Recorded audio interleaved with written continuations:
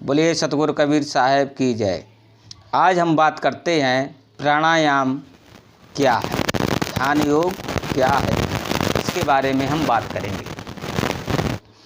तो कबीर साहब ने लिखा है कि घट बिन कहूँ न पाइए, राम रहा भरपूर। जिन जाना तिस पास है, दूर कहा उन दूर। घट बिन कहूँ न पाइए, अरे राम को अपने हृदय के अलावा आप कहीं नहीं पा सकते हो। राम रहा भरपूर, राम भरपूर है, पूरे शरीर के अंदर जर्रे जर्रे में समाया हुआ है। जिन जाना तिस पास है, और दूर कहा उन दूर। जिन्होंने जाना उनके पास में है, और जिन्होंने कहा दूर है तो उनके लिए वो दूर हमेशा रहेगा, उन्हें कभी नहीं मिल पाएगा। और जो कहेंगे कि पास में है तो उनके लिए तत्क्षण मिल जाएंगे। तो घट में अवघट पाइयाँ, अवघट माई घाट। घट, इस घट के अंदर अवघट है, अवघट एक घाट होता है, और उस अवघट के अंदर एक जो घाट है, उस घाट में वह भरपूर है। कहें कबीर परिचय भया, गुरु दिखाई बाट। जब गुरु इस रास्ता को दिखाएगा तो अवघट में वह, जब गुरु रास्ता को दिखाता है तो अवघट के बीच में एक घाट मिल जाता है, और उस घाट को पार करने के बाद प्रभु स्वयं दिखाई देते हैं। तो प्राचीन काल में ऋषि मुनि तपस्वी और योगी होते थे। सहस्रों वर्षों तक वनों में तप साधना किया करते थे। अतः लोग प्राणायामी थे।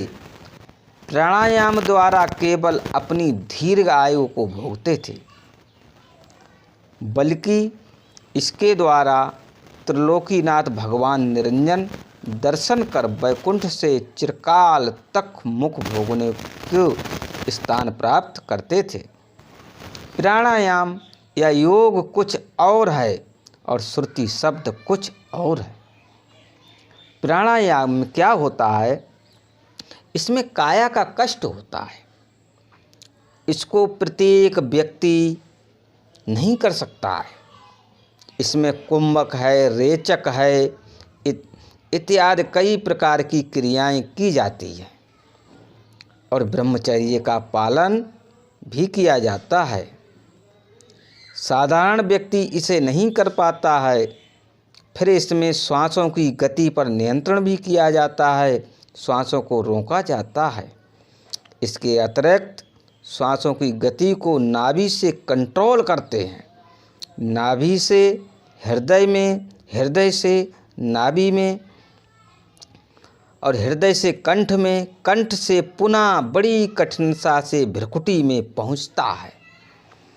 तो इस अभ्यास में सहस्रों वर्ष लग जाते थे, और इस अभ्यास का करना उन युगों में सफल हो सकता था जब मनुष्य की आयु सहस्रों वर्ष की होती थी। सहस्रों वर्षों की साधना तपस्या करने के पश्चात त्रिकुटी तक पहुंचकर ओम की ज्योति को देख पाते थे। उस समय जो प्राणायाम करते थे तो हजारों वर्ष, सहस्रों वर्ष योग करते थे, और फिर वो ओम को ज्योति को देख पाते थे, और उसे ही माल्य के कुल जान कर वापस हो जाते थे।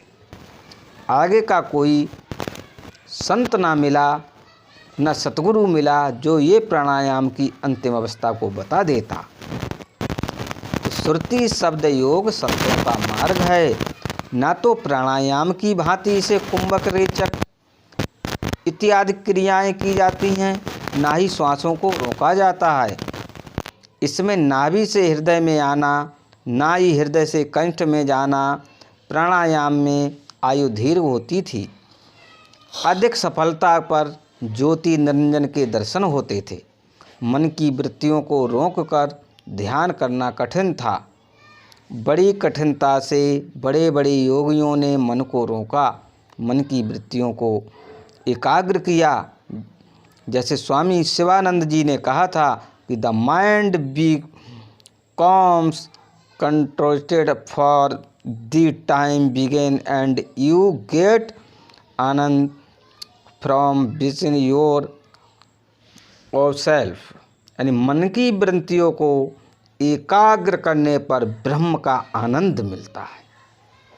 जब हम मन की वृत्तियों को रोकते हैं, एकाग्र करते हैं, तो उसमें हमें ब्रह्म का आनंद मिलता है। इस आनंद में बहुत से योगी अटक गए। अब आया ध्यान योग। प्राणायाम केवल इंद्रिय घाट से ऊपर लाकर भ्रुकुटी तक का था। श्वासों की गति आगे नहीं है। प्राणायाम की हद से आगे दूसरा मंडल चलता है, ये है मानसिक मंडल या सूक्ष्म मंडल। प्राणायाम स्थूल मंडल में था और इस मंडल में श्वासों की गति नहीं है। यहाँ मन माया है और आत्मा चैतन्य है। यह शरीर से ऊपर है, ब्रह्मांड में है। प्राणायाम फिजिकल कंट्रोल था। अब सूक्ष्म मंडल में मन को कंट्रोल करते हैं। इस सूक्ष्म मंडल में पहुंचने के लिए मन की वृत्तियों को एकाग्र करना है। जब हम सूक्ष्म मंडल में पहुंचते हैं तो इसमें मन की वृत्तियों को एकाग्र करते हैं और इसका उद्देश्य है कि सर्वप्रथम भगवान श्री कृष्ण जी ने अर्जुन को गीता में कह दिया। क्या फरमाया कि स्पर्शां कृत्वा बह्वाश्चर्यश्च चैवान्तरे भूर्भुवो प्राणापानो समौ कृत्या नासाभ्यंतरण वर्णौ। यानी बाहर के विषय को ना चिंतन करता हुआ बाहर ही त्याग कर और नेत्रों की दृष्टि को भ्रुकुटी के बीच स्थिति करके तथा नासिका में विचारने वाले प्रण और अपान वायु को समझते हैं। तो ये ध्यान योग में मन की वृत्तियों को रोकना, मन काबू करना, मन पर काबू पाना है। मन का अपना मंडल है, यह भी अपने मंडल से उतर कर इंद्रियों के घाट में आ चुका है। ध्यान योग के करने वाले योगी मन को इंद्रिय घाट से ऊपर लाने के लिए मन की वृत्तियों को रोकना और दो नेत्रों के बीच भ्रुकुटी पर लाते हैं। तो मन की वृत्तियों को रोको। मन दौड़ता है, उसे रोको, बाहर से हटाओ। विचारधाराओं को रोको, ख्यालात को रोको। शिव मालिक के कुल के और किसी का चिंतन ना करो, सिर्फ अपने मालिक के कुल का ही चिंतन करिए। तो क्रम से अभ्यास करता हुआ उपारमता को प्राप्त होते हुए धैर्ययुक्त बुद्धि द्वारा मन को परमात्मा से स्थिर करके परमात्मा के सिवाय और कुछ भी चिंतन ना करें। तो इस अभ्यास को योगियों ने किया, बड़ी कठिनता से मन को काबू कर पाए। मन कहाँ काबू में आने वाला। फिर भी योगी राज भगवान कृष्ण के वचनानुसार धीरे धीरे अभ्यास करते करते बड़ी कठिनता से योगी मन को काबू में लाए। ज्यों ही मन की वृत्तियों को रुकी, मन का स्रोत भगवान निरंजन की ज्योति प्रकट हुई। यही ज्योति इस सूक्ष्म मंडल की प्रभुत्व सत्ता है। उन्होंने ये जाना कि ये ज्योति है, यही प्रभुत्ता। ये उनके प्राणायाम योग के द्वारा वो क्रियाएं करते थे। तो इससे देखकर बड़े बड़े योगी आनंद को प्राप्त हुए और इसे ही मालिक के कुल समझकर फिर वे नीचे मंडल इंद्री घाट पर आ गए। सतगुरु कबीर साहब ने इस मंडल के विषय में अनुराग सागर में धर्मदास साहब से फरमाया है कि भमर गुफा दल दो परमाना और तहमा मन राजा को थाना। जो भमर गुफा है, जो इंद्री, जो दोनों भ्रकटी के बीच में भमर गुफा, वहाँ पर मन राजा को स्थान है। सहस्र एक अजपाते ठाई धर्मदास परखे चितलाई। 100 सहस्र एक 101 अजपा वहाँ पर जब होंगे तो उसको परख लो, तब वह स्थान मिल जाता है। दो दल उर्द शून्य स्थाना और झिलमिल ज्योति निरंजन थाना। इसके बाद में जब हम झिलमिल जो ज्योति होती वो निरंजन भगवान का स्थान है।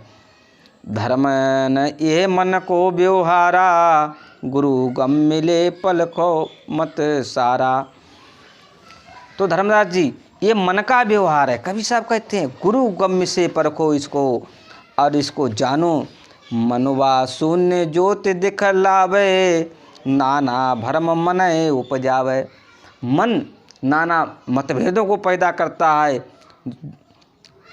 और मनुआ शून्य ज्योति दिखलावे। जो शून्य के स्थान में ज्योति ये मन ही दिखाता है। इसके लिए निराकार मन उपजा भाई मन को मानते हूँ पुनः लाई। निराकार जो है यही भी एक मन है। मन के अंदर मन जब जैसे निराकार है, कोई आकार नहीं है मन का भी, और मन को मार त्यों पुर जाई। इसको मार लो और उसके बाद आप आगे बढ़ जाओ, मन से अलग हटो। कितनी कठिन साधना और ध्यान से योगियों ने इस पद को पाया। संतों का पद उससे आगे है। मतलब ये स्थान जो था भी योगियों का था, जो योग क्रिया करते हैं, और जो संत होते हैं उनका स्थान इनसे आगे है। इस पद की चर्चा अब हम आगे करेंगे। सतनाम साहेब।